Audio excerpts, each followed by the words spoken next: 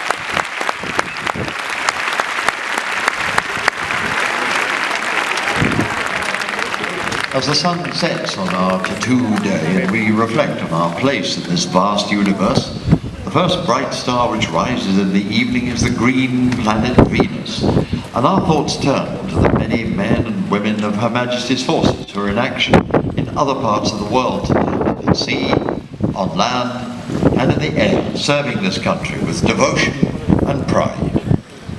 We think too of the families left at home to worry and in sadness.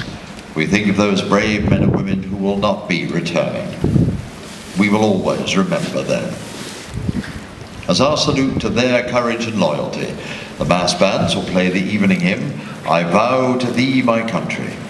And then from high on the castle ramparts, with the Scottish National War Memorial at his back, the lone piper, Lance Sergeant Alec Gordon of the Scots Guards, will play in memory of all those servicemen who lost their lives in the far-off conflict to liberate the Korean Peninsula, which ended in armistice 60 years ago this year. Reflections of Panmunjom.